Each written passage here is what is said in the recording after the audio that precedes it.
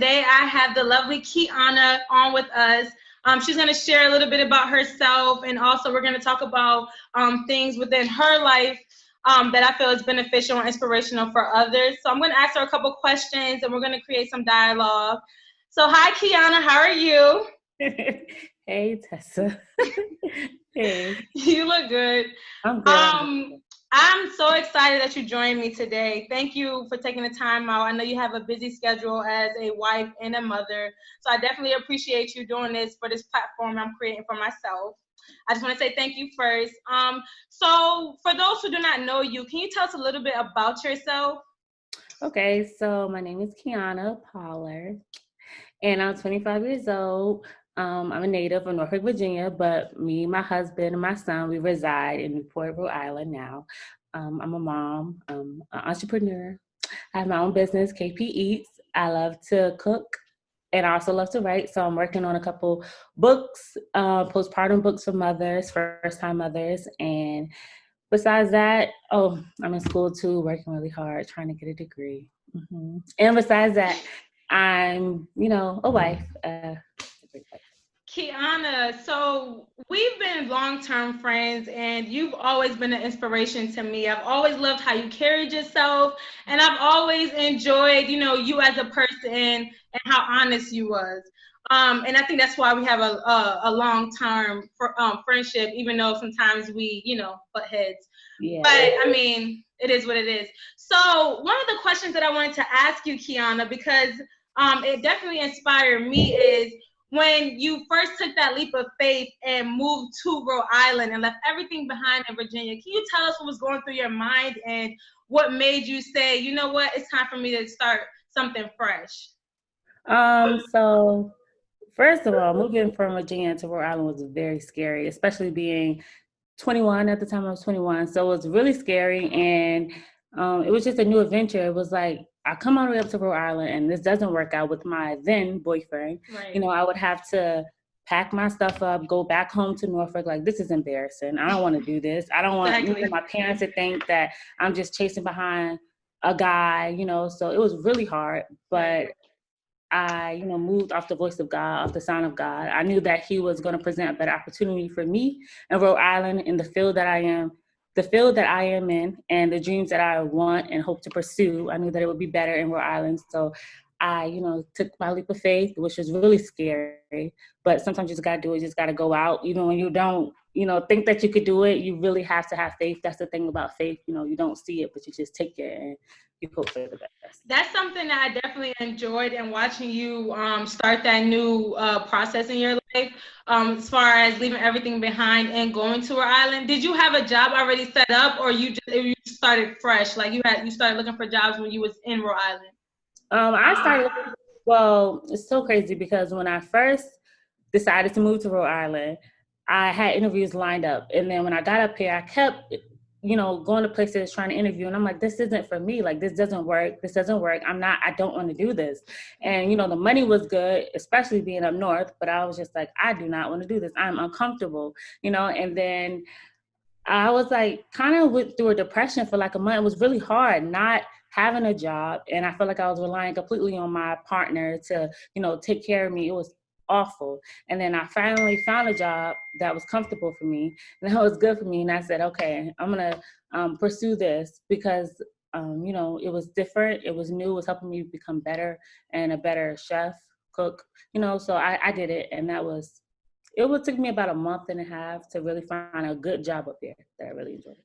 So before you moved to Rhode Island, I remember when you was going through these different phases in your life with different jobs. I remember you telling me, you was like, I need to start my own restaurant. I'm putting my all into this job, and they're not paying me what I'm worth. They're not giving me the respect I deserve. You was just venting or whatever, and you was like, I have to start my own business. So what I'm trying to get to is, when you was going through that phase, what motivated you to go into your boss's office that day and say, I deserve a raise? Because I remember you telling me you asked for a raise. And, as women, we're not really that bold to go in there and say, I deserve such and such amount of money, I know my worth. Yeah. And I love that about you when you told me that. What was it that encouraged you to go in her office and say, listen, I'm worth this much. If you don't pay me this, I'm out. Like, what was it? Well, besides my father, who really gave me that push, he's a Capricorn, so he's very mean. And he really gave me that extra push to really, be on it. I was wrestling with it. I was, like deciding, should I do this? Should I not? Is it unprofessional? Is it not unprofessional? But, I had to approach it at the time with the mindset of, if this is for me, if this is what God has for me, it will work out. I will get the raise. I will be here. I will be better. And if it's not, you take it for what it is and you just keep it pushing. And that's what I did. So I went in there, like, girl, this ain't enough. I need some more money. So you're going to have to give me some more money out. And I got some more money because she didn't want to lose me. I was a valuable worker. I work good. My work ethic is hard. And I come to work, like I'm good. But despite all of that, I am still, and I always will be uncomfortable working for anybody that I ever work for, because that's not the calling God has for me. Exactly. And that's why I always enjoy talking to you. So ladies, I just want to let you guys know to find someone inspirational in your life that has the same mindset as you as far as being an entrepreneur, if that's what you want to do. Because when me and Kiana will talk, sometimes we'll talk about other things, but majority of the times we're talking about what we want to do with our future and how we do not like being content in the field that we're in. That's what kept us going, and our drive also kept us motivated and doing something better with our lives. So you started a whole new life, Kiana. You no longer stay in Virginia. You are now in Rhode Island doing your thing, living your best life. So a couple things I have to ask you in regards to that. Besides you getting married, you are now a first-time mother. Yeah. How is life being a mom? And, what did you have to adjust to in regards to motherhood? So motherhood is different. It's always different. I was able to keep London, thank God, and I had my little practice. London is my son, for you guys who do not know. Yes, my God, baby. So I had fun with that, and that was practice, but it was, it prepared me for this. But motherhood was different, especially being a first-time mom, being away from my family. We have no family up here, so we had no other support. We literally were relying on each other, and it was harder, but we did it. So anyways, postpartum was, it was interesting for me. It was very different.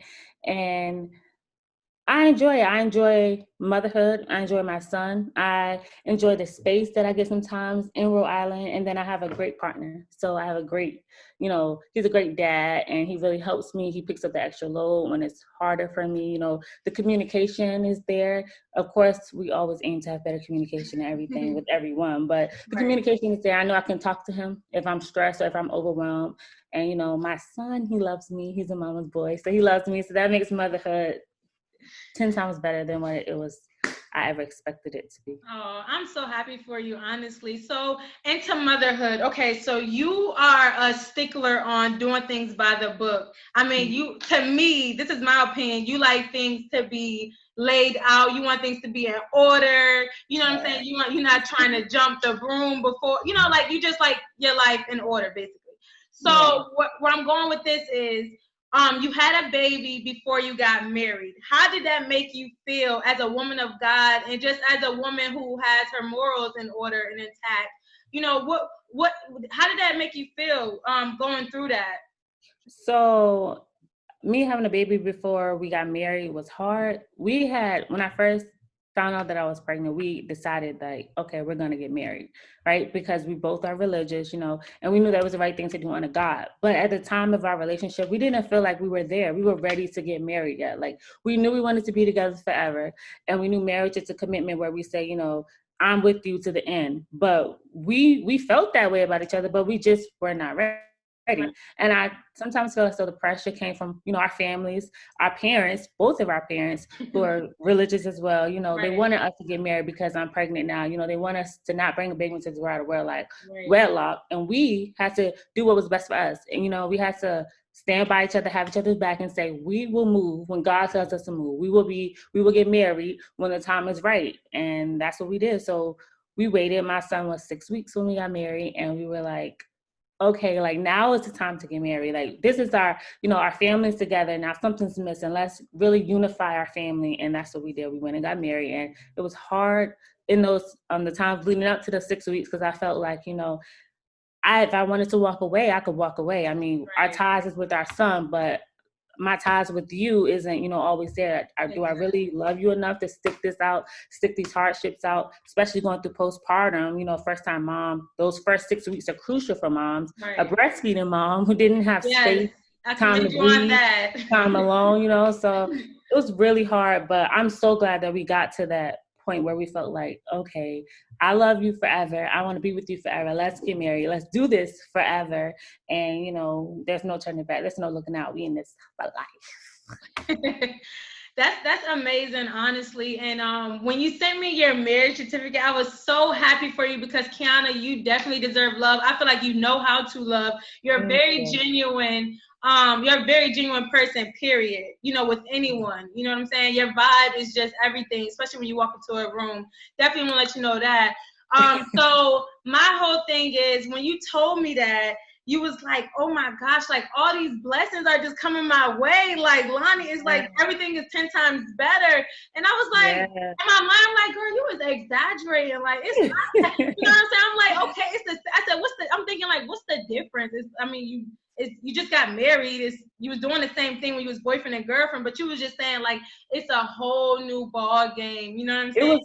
It was like we were protected. I kid you not. It's like we went through stuff and, as boyfriend and girlfriend, I packed my stuff up numerous amount of times and said, I'm leaving. And even if I just went to a hotel, I was being dramatic. But when we got married, it was like literally a protection that God created over top of our family. And I didn't at the time feel like anyone can come in between us into what we're building. Right. And, destroy it or destruct it because we're protected. Like we are protected by God. And even if, someone who is watching this, they don't believe in God and they're not religious, when you have that tie with someone, that soul tie with someone, and you're connected, you got each other's back and you just feel protected. And that's how I felt. Kiana, everybody wants that feeling. You know what I'm saying? Like the way you even talk about him, it's like you're just so happy and so in love and so at peace. And I feel like every woman, wants that. But what they don't know is what you go through to get there. You know what I'm saying? It's not like you just hop in this amazing relationship. You go through your, trials and tribulations, or you're younger. You go through little situationships and stuff, and then you get that blessing, and you know how to appreciate that blessing. You get what I'm saying? So. I don't know. You guys are just amazing. I love you guys together. Period. So let's talk about postpartum. How was that for you? Postpartum. Did you go through phases where you was like kind of? I know some women like they become insecure or cry a lot. I know with me, I really didn't. I was a little emotional, but it wasn't extreme. Was it extreme for you? I don't know what extreme is. I'm already an emotional person, so if I feel some type of way, I'm gonna let you know. I'm gonna cry. I'm gonna do what I gotta do. I just don't shame my game. I'm just, an emotional person. But postpartum was different because sometimes I felt like, my husband didn't understand me, and I was like, you need to educate yourself. You need to read a book or something about, postpartum because you don't understand what I'm going through. You don't get it, like you don't get it. And I'm trying to tell you, like, it's hard right now. The baby just wants me. He doesn't want anyone else. He just wants me. And it's hard. And I'm trying to be by myself and get into my own groove and do my own thing. But life is different. And that's what having a child taught me. And the whole postpartum phase is different now. It's not about you anymore. It's, not just about you anymore. Right. But I still have to find some time in between being a mother, being a wife, to be Kiana, make time for myself, space for myself, and that peace for myself. Postpartum was, it was emotional, and I cried. Of course, I cried about the smallest things sometimes. And more so was crying because, like, why is my husband sleeping when the baby is crying at 3:00 in the morning? Wake up. What are you doing? Wake up. We both can get up, not just me, like, or why are you taking forever to make a bottle? All you have to do is heat up some breast milk. Doesn't take that long. And it was little stuff, but it was like, I really honestly, I just felt like he didn't understand me. And I also felt like I couldn't explain it to him because he didn't have the baby. So, I did. So he doesn't know, like, he doesn't have that attachment to our son, or our son doesn't have that attachment to me, or to him like he does to me because I'm his mom. So it was just different. But he didn't understand. Did you have to be patient with Brandon and teach him through that process of, while you're in that postpartum, how to adapt to that situation? Because he's a first-time dad as well, right? So I know it probably was heavy on him too. You know what I'm saying? Like, I know it's probably. I said right, like I don't already know, but right. I mean, because the audience don't know. Okay, sorry. But you're good. But yeah, so you had to have patience to teach him things as well, because you guys are first time parents. So how was that like showing him what he can do to help and how he can be there for Kenzo as well as for you during that time period? Well, it's so funny you said that, because I always tell Brandon, I feel like you follow my lead when it comes to parenting, and I don't know what I'm doing either. Like, we both don't know what we're doing. It's our first child, our first trial together. I don't know what I'm doing, but I see that he follows my lead, like, okay, this is how it's going to get done, and I appreciate it because I feel like I have a voice, Right. And then sometimes I'm like, Brandon, come on, like you can take initiative and take the leadership. Like I want to follow your lead, with the baby. But I could tell that he's just, well, at first he was just a little nervous. He's a lot more comfortable now. But he was just a little nervous, and I don't know. It just made it interesting. As far as him being a father and watching him be a father, it was a beautiful thing. Honestly, it still is beautiful. I enjoy it every day. So what's up with you, Kiana? With this new life, what are you doing? I know you are a chef. So it's crazy how when you was in Virginia in Norfolk, I remember you was cooking and you was like packing up to go plates and like selling them. You were selling them, right? So how are you doing now? Like, I remember a point in time, was you still selling dinners in Rhode Island, or was you getting to know people and like cooking for them? Like, how are you? It was more so meal prep. It was meal prep in Rhode Island that I was doing for people that I was working with. It was like a side hustle, as a mom, I feel like you always gotta have a side hustle. You don't want to, but now that I'm in school, my focus is really on school. And my business, KT Eats, I have a little food cart that I take out in the summertime. Just follow her business page. So, the food cart and the meal prep and making dinners and stuff, it was all fun. It still always is fun. I feel like that is, cooking in general is, a passion of mine. It's something that I created, not something I created, something that I learned how to do, and I nurtured, and I got better at it. So cooking is a passion, but I feel like, writing is a gift that God has given me. So my focus right now is really writing, being that I'm majoring in journalism and liberal arts. I'm really interested in getting books out for women, postpartum books for moms, and just help any support. I want to write a couple fiction novels and stuff, like love, romance, the whole 9 yards. Hopefully, I can get on Netflix with a series or something. Hopefully you are, Kiana. Manifest you are. Trust me, like, you've always been a good writer. A little side note, Kiana used to edit all my papers when I was in college. When I walked across stage, she said, it's my degree. But yes, you've always been an amazing writer. And I'm just so happy that you found you went back to what you know best, because you went to the military right after high school, right?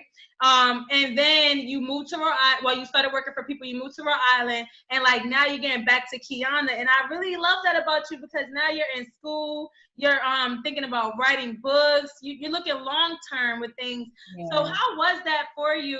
Going back to school and enrolling, like, the first day of class, did you feel like, oh, I don't belong here? Or was you like, this is my niche, like, I love it? How did you feel? Yeah, I loved it. Like, I love school. The only thing that I regret is that I didn't do it right after high school. I went to the military. Like, that's my only regret. I wish I would have did it with, all of my peers, you guys, and we all could have finished together. But, God's calling was different for me. And I'm glad that I got it. I'm glad that I'm doing it now and I'm getting it done. But it feels good. I love school. It's like, it's so easy to me, and I'm not even trying to brag, but it's just easy to me. It's like, okay, like, I love learning, learning new things. And then if I'm learning about something I'm really interested in, or if I can write papers about something that I'm really interested in, why not? Like, why not? It's an easy A, and I love criticism, honest criticism, give me feedback, help me be better, and then I want to help someone else. I want to be able to show someone else how to be better and to write, well as well. So I am Talk enjoying about writing and cooking, like how you talk about your husband. So now I know this is all the stuff that you really love to do. Seriously, like you just light up when you talk about it. So you write in books. When can we be looking forward to a little sample of your book, or like maybe something on Amazon that you might sell? Because I'm really interested in reading something and having another interview with you about the book. Okay, that would work. So hopefully, let's I don't want to give any official dates until Let's I can. manifest it. Let's speak it into existence. Okay, so let's manifest it. So let's say, well, definitely this time next year, I'm going to be on Amazon. We know that for sure. That's going to happen. That's going to happen. But hopefully, January, I can get some samples out, post on social media. I really need to get back on social media and use it as my platform because that's what it was created for. And, really, show off my craft and what I'm capable of. And I hope that it inspires someone. I really do. If I could start a blog now, just a women's blog, and let people, scroll the blog and just get some inspiration, I really could do that. But I'm not. I'm not really tech savvy, so I'd be like, I want 10%, girl. No, but that's really a good idea. Honestly, how I feel. Anything that you have a passion to do and it's to help others, it has to work. You know what I mean? Yeah, exactly. It has to work. So be obedient, keep your faith and stick at it, stay consistent, you know what I'm saying? And be mindful of who you share your vision to, honestly, because not everybody needs to know your vision. And some people say things that kind of hinder you and make you not want to move forward. So sometimes just be careful and mindful who you share your dreams to. But I cannot wait to interview on this new book. You need to do a story on me, honestly, because I got a lot of good stuff going. Yeah, I know, right? We can't do it. You mentioned social media. So Kiana, like back in the day, you used to be in the day on social media, you was like on it. I'm talking about always taking nice pictures. I remember you used to have a million pictures in your camera. Which one, Lonnie? Which one? Like always posting. You was very active.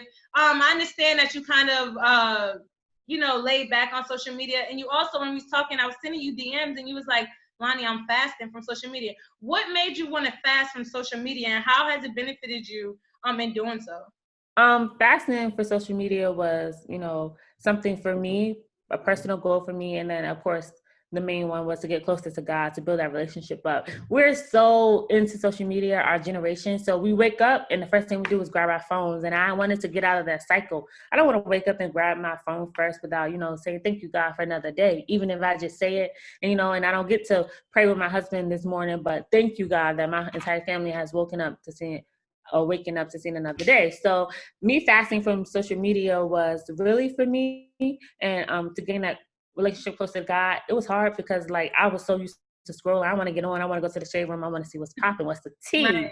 But it was good because I didn't have that. So let me, go through this scripture and get the tea on this. Let me, apply it to my life and interpret what I'm reading and just build that relationship back with God.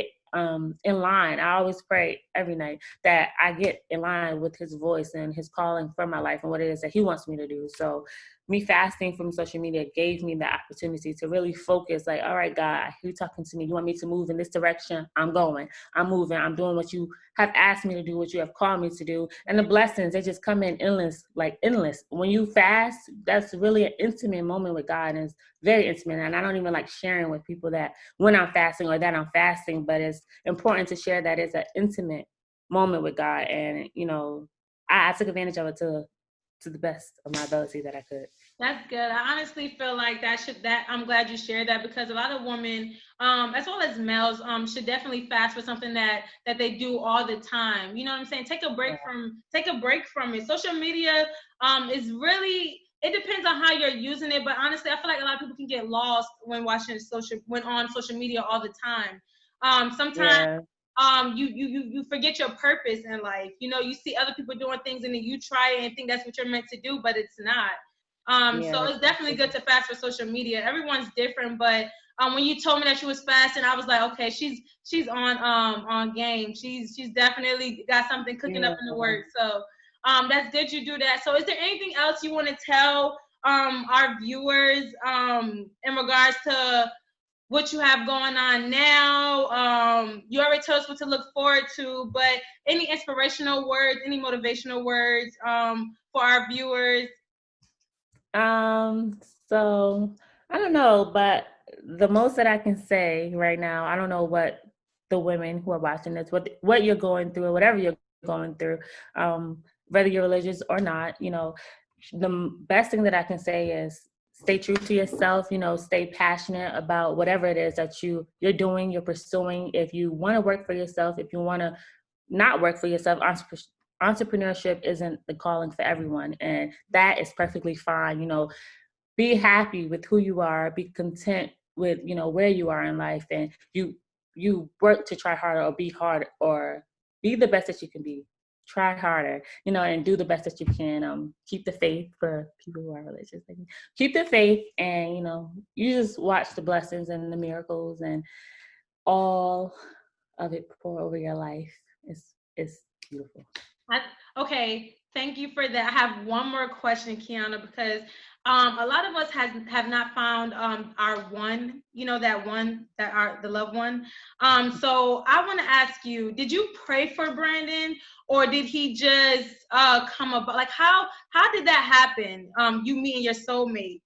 We see Sierra, like all the famous people like Sierra, they say, I prayed for him. I was celibate, things like that. Like, what did you do to end up with the man of your dreams? It's funny because I seen this thing, right? It said I didn't need Sierra prayers because mine worked, right? So that's how I felt, like mine worked. But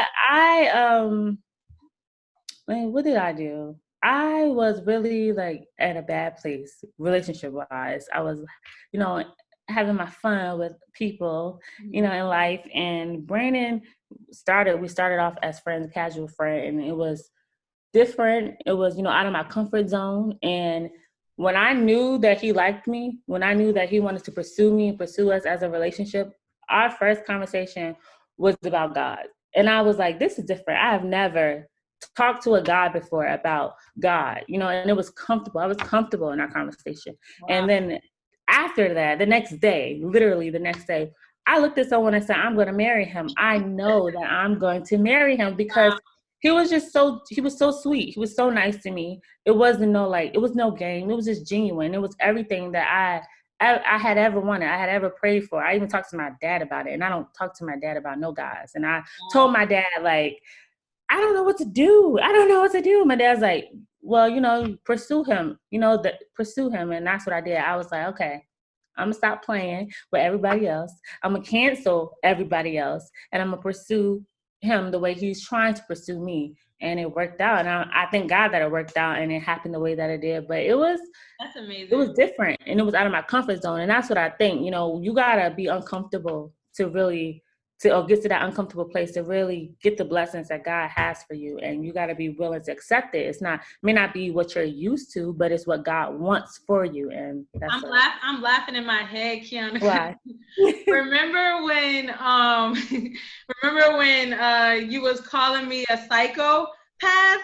And crazy because with the dude, with my dude or whatever, I was saying, that's my boyfriend already. Before he's my boyfriend, he's like, Lonnie, he's not your boyfriend. Yes. And I manifest that, and I know what I feel like. Where I'm going with this is, we know what we want. You know what I'm saying? Exactly. In a man, and we know, like, he's the one. Just like how men know when the woman is, when she's. We know that as well, because I remember I used to say, you remember when I used to say, Kiana, my boyfriend ain't text me back. You like, Lonnie, that's not your boyfriend. He gotta go. Yes, it's funny you said that. You did. You used to be the exact same way too. And I was like, girl, leave him alone. Yes, if you want something and it's good for you and it's healthy, go after it. I don't care. Don't be stalkerish. I wasn't stalkerish. I just knew what I wanted, and I just was persistent. But if you know what you want, definitely go after it. Thank you, Kiana, for coming on this show. Thank you for letting me interview you. I know you are a mother and a wife and have a lot of things to do. So I really appreciate you taking time out your day to sit down with me and talk. The purpose of this interview is to inspire other women. Watching this, I hope that they took some key points from it and understand how important it is to open up your Bible or just pray and just have that healthy relationship with God, because looking at you, it worked well for you and you're doing amazing. You're doing an amazing job, especially leaving Virginia and leaving everything behind, going to Rhode Island and starting fresh, and you're prospering. Girl, you can't tell me there's no God. So listen, thank you for coming on this show. I really appreciate it, and I can't wait to interview you the next time in which we could talk about your book. Yes, with the book. So thank you, girl, and have a good day. Enjoy the rest of your time with Kenzo. Tell him I say hey, and tell Brandon I say hey as well. Bye. Bye. So sis, tell me, what's your plan?